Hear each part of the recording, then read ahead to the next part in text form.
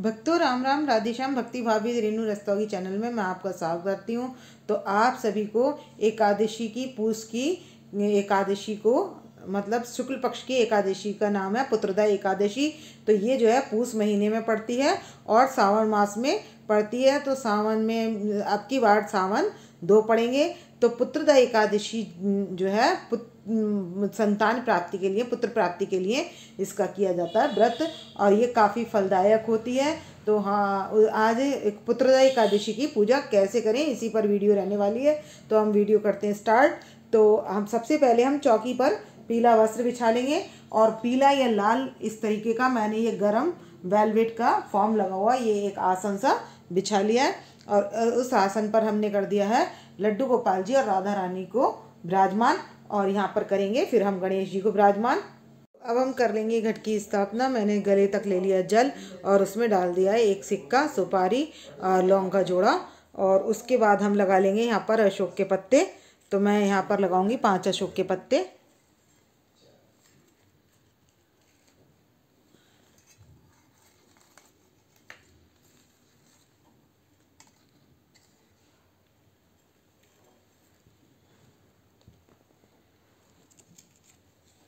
और इन 5 अशोक के पत्ते लगाने के बाद मैं इन पर लगाऊंगी प्लेट।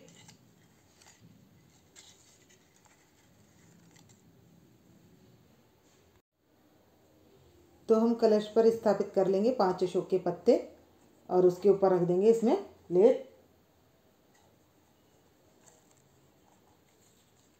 तो मैंने रोली से और चंदन से इस पर लगा लिया तिलक। और अब इस पर आप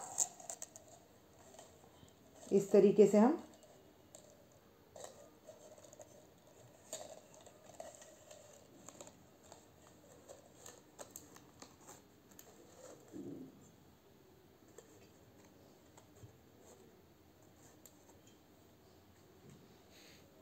तो इस पर हम दिया भी विराजमान कर सकते हैं या साइड में भी विराजमान कर सकते हैं। इसके ऊपर हम तिलक लगा चुके हैं और अब हम इस पर कर देंगे नारियल विराजमान।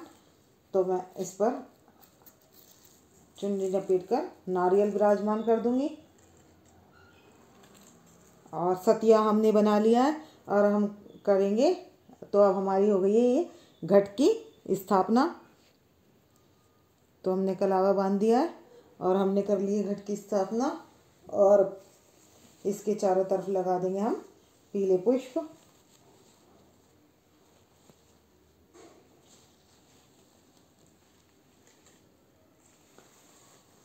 और जो बाकी पुष्प होंगे वो लक्ष्मी नारायण भगवान के सामने वहाँ पर भी लगा देंगे।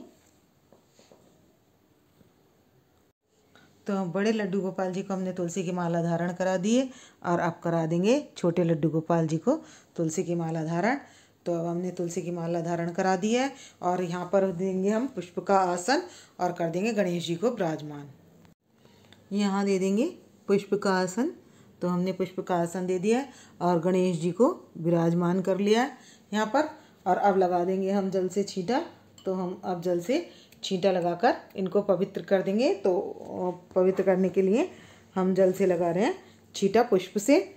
तो आप पुष्प से भी दे सकते हैं और जल का छींटा लगा सकते हैं, और जो कुशा आती है उससे भी आप इन ऊपर जल छिड़क कर इनको कर लेंगे पवित्र। और अब इसके बाद हम क्या करेंगे, पहले गणेश जी को जनेऊ पहनाएंगे। तो वो गणेश जी को हम वाइट जनेऊ पहनाएंगे और विष्णु भगवान जी को हम येलो जनेऊ धारण कराएंगे। तो गणेश जी को हमने येलो करा दिया है और इधर हमारे हैं विष्णु भगवान जी, तो हम इनको येलो जनेऊ धारण करा देंगे। तो हमने अपने विष्णु भगवान जी को, तो इसमें जो है विष्णु भगवान जी की इस एकादशी में विष्णु भगवान जी की पूजा की जाती है। तो अब हम सबको पहना देंगे वस्त्र। अब हम गणेश जी के पास वस्त्र अर्पित कर देंगे, छोटे लड्डू गोपाल जी के पास वस्त्र अर्पित कर देंगे, और राधा रानी के पास भी वस्त्र अर्पित कर देंगे, और अपनी गौ माता के पास और लड्डू गोपाल जी के पास पीला वस्त्र अर्पित कर देंगे। गौ माता के पास भी वस्त्र अर्पित कर देंगे, और ये हमारे लक्ष्मी नारायण भगवान जी हैं, तो हम इनके पास भी वस्त्र अर्पित कर देंगे। लाल हिस्सा लक्ष्मी मैया जी की तरफ कर देंगे और पीला हिस्सा हम विष्णु भगवान जी की तरफ कर देंगे। तो हमने सबको वस्त्र धारण करा दिए हैं। तो गणेश जी के हम ये तिलक लगा देंगे और राधा रानी के भी लगा देंगे तिलक, और अपनी गौ माता के तिलक लगा देंगे, और यहाँ लक्ष्मी माता के तिलक लगा देंगे, और विष्णु भगवान जी के और अपने लड्डू गोपाल जी के लगाएंगे हम चंदन का तिलक। तो मैं यहाँ पर इनके लगा दूंगी चंदन का तिलक, और अपने लड्डू गोपाल जी के भी लगा देंगे चंदन का तिलक, और यहाँ लक्ष्मी नारायण भगवान जी के भी लगा देंगे चंदन का तिलक। अब हम इनको पुष्प की माला और पुष्प अर्पित कर देंगे। तो मैं लगा लूँगी गुलाल और अबीर, तो इससे हम पुष्प पर लगाएंगे। ये गुलाल और अबीर है, मैं लगा लूँगी और ये गणेश जी के पास अर्पण कर देंगे। और इसी तरीके से हम सब देवताओं के पास पुष्प अर्पित कर देंगे।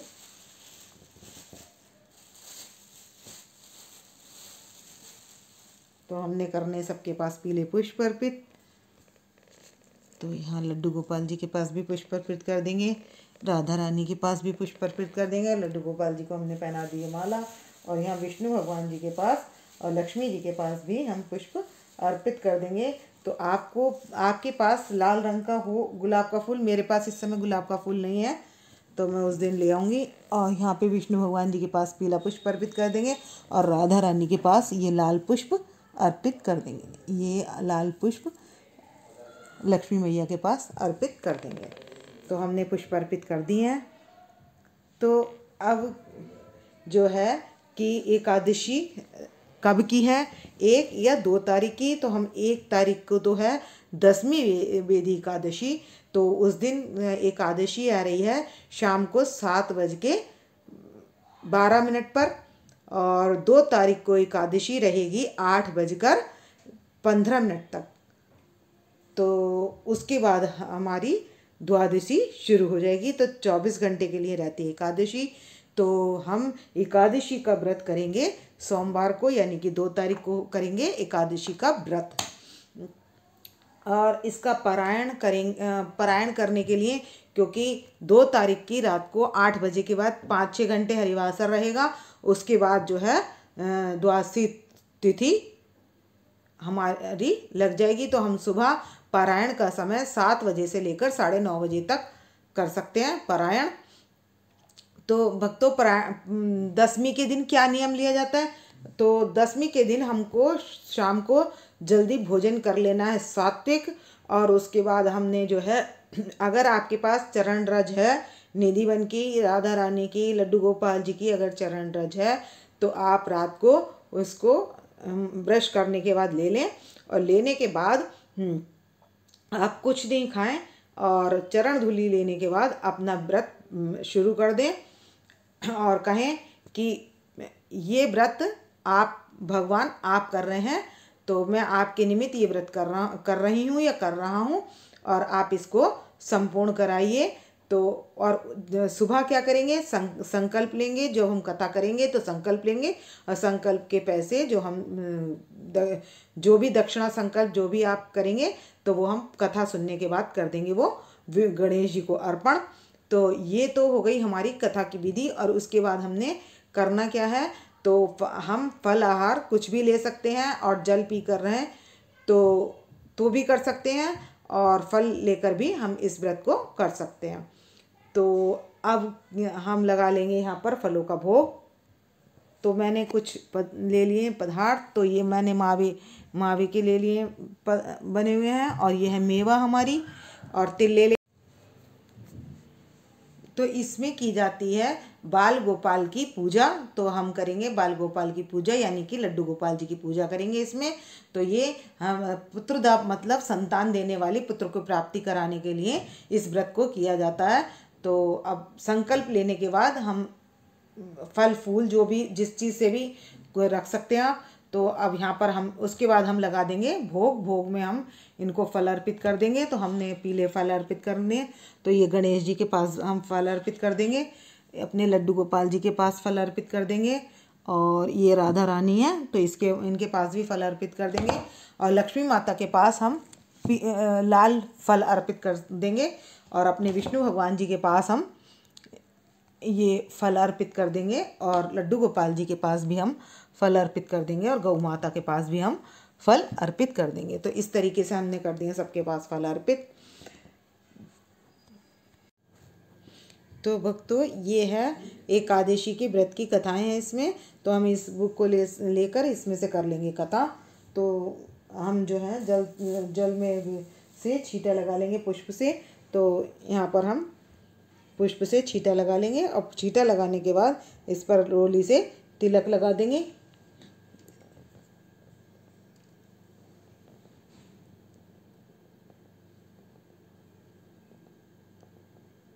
यहाँ पर तिलक लगा देंगे, और इनके सबके हम यहाँ पर तिलक लगा देंगे, और विष्णु भगवान जी के लगाएंगे हम चंदन से तिलक।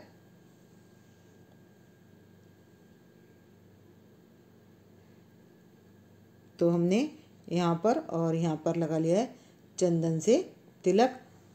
और इसके बाद हम कथा कर लेंगे। कथा करने के बाद तो हमने करनी है इसमें से पुत्रदा एकादशी की कथा, और कथा करने के बाद जो संकल्प के पैसे होंगे वो हम गणेश जी पर या विष्णु भगवान जी को अर्पित कर सकते हैं। तो मैं थोड़ी सी कथा बता देती हूँ। कथा है संतान प्राप्ति के लिए पुत्रदा एकादशी से बढ़कर कोई व्रत नहीं है। और एक राजा था जिसका नाम था सुकेतु नाम का एक राजा था। उसके कोई पुत्र नहीं था। तब उसने ऋषि से पूछा कि मेरे कोई पुत्र नहीं है। तब उन्होंने कहा कि तुम इस एकादशी का पुत्रदा एकादशी का व्रत करो, इससे तुम्हारे पुत्र की प्राप्ति होगी, संतान की प्राप्ति होती है। तो संतान की प्राप्ति और संतान को सुख प्राप्ति के लिए इस व्रत को किया जाता है। तो अब हम कर लेंगे 24 एकादशियों के इसमें नाम होते हैं। तो ये आगे यहाँ पर इसमें बुक में यहाँ पर ये नाम होते हैं 24 एकादशियों के। और 2 एकादशी हैं मलमास की, पद्मनी और पद्मा। इन एकादशियों के नाम ले लेंगे। तो इन एकादशियों के नाम लेने से पुण्य की प्राप्ति होती है। तो हम इनको नाम ले लेंगे, और अब जला लेंगे हम जोत। तो हम कथा करने से पहले हमने जला लिया था धूप दीप, और यहाँ पर अब हम कथा पूर्ण हो चुकी है। तो उसके बाद हम संकल्प के पैसे और ये पुष्प यहाँ हम गणेश जी के पास अर्पण कर देंगे, और इसके बाद कर लेंगे आरती। तो अब करेंगे हम आरती। तो हमने जोत तो हमारी जली हुई है, और करते हैं अब आरती। बांके बिहारी तेरी आरती गाऊं, हे गिरधर तेरी आरती गाऊं, आरती गाऊं प्यारे तुमको नाऊं, हरि चरणों में शीश झुकाऊं। तो हमारी आरती हो चुकी है, और अब हम शंख के जल से आरती कर लेंगे ठंडी। तो हमने जल चारों तरफ घुमा दिया है, और जोत हम दे देंगे अपने राधा रानी लड्डू गोपाल जी को, सबको जोत दे देंगे। उसके बाद ये जोत हम पूरे घर में घुमाकर और सबको दे देंगे। जो घर के परिवारजन हैं उन सबको हम ये जोत दे देंगे। और उसके बाद मैंने तुलसी पत्र सभी में लगा लिया है। नीचे हो गए मेरे तुलसी पत्र। तो आपके पास अगर आप तुलसी पत्र ना तोड़ सको और सूखे पत्र हों तो आप ऐसे पत्र भी भोग में लगा सकते हैं। और आपके पास अगर तुलसी की माला हो, अगर नहीं तोड़ पाए हैं तो तुलसी की माला भी हो तो वो भी आप लड्डू गोपाल जी को धारण करा देंगे और भोग लगा देंगे। तो हमारे लड्डू गोपाल जी, बाल गोपाल जी जो है भोग स्वीकार कर लेंगे। तो जैसे मेरे पास ये तुलसी के पत्र हैं तो मैं सभी में तुलसी पत्र डाल देती हूँ। तो ये तुलसी पत्र सूखे हुए भी हम डाल सकते हैं। तो भक्तों, तुलसी पत्र की बात मैं इसलिए बता रही हूँ क्योंकि हमारी एकादशी है सोमवार की। तो हम सोमवार को एकादशी के दिन भी हम तुलसी पत्र नहीं तोड़ेंगे, और संडे के दिन तुलसी जी तोड़ते नहीं हैं। तो हमें तोड़नी है शनिवार को ही तुलसा जी तोड़ लेनी है, और भोग के लिए भी और भगवान को चढ़ाने के लिए भी, और जो है प्रसाद मतलब जो भी आप जिसमें भी चढ़ानी है वहाँ पर आप इनको प्रसाद का मतलब ये, जैसे हमने ये चीज़ें रखी हैं इसमें भी चढ़ाने के लिए हम तुलसी चाहिए, तो हम काफ़ी सारी तुलसी तोड़ कर रख लेंगे और अब लगा देंगे घंटी बजा कर लगा देंगे भोग। और उसके बाद हम कर लेंगे क्षमा प्रार्थना।